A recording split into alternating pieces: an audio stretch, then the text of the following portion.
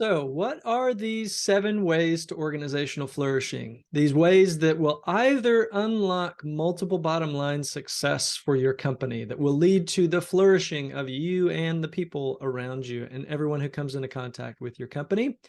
Or otherwise, these ways can be the things and the areas of your company that can prevent flourishing actively. And whether you think you're somebody who cares about flourishing or not, I'm pretty sure you care about multiple bottom lines.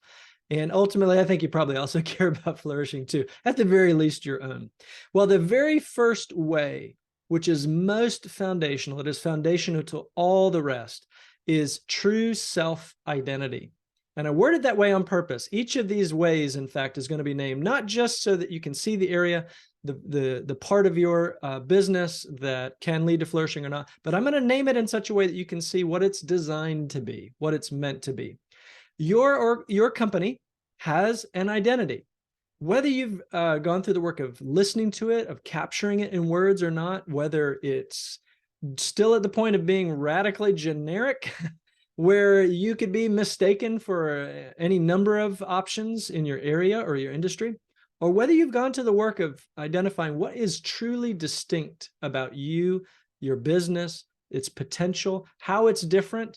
And by the way, your company already is different. So this isn't an act of painting something onto it. It is an act of listening and discovering the unique identity that is already there in potential that other companies do not have in the same way.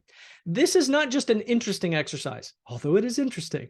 This has lots of stakes to it. As I mentioned, all of the other ways to flourishing rest on top of this foundation. Whatever is clear about your identity will show up in the ways that you lead, in your team relationships, in who you bring onto the team, in your client relationships, and who you begin to work with as a client, how you understand what you're going about and measuring that and moving forward in all of these ways, making decisions and solving problems.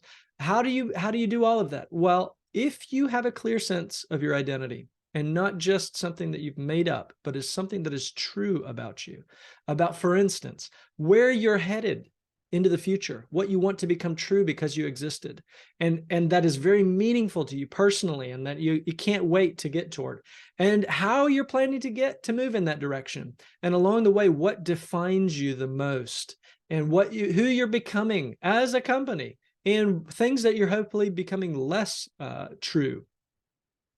Things that are becoming less true over time. Those are really profound aspects of who you are. And the clearer the sense that your company has of its identity, the clearer it can live it out, and everything becomes easier. And I want to give you a parallel. The same is true of you as a person. The more generically you understand yourself, the more you're going to be held back in almost every area of your life. And the more you understand yourself and what is distinctly true about you and what you have in potential, now a lot of life can get unlocked for you personally because you understand yourself.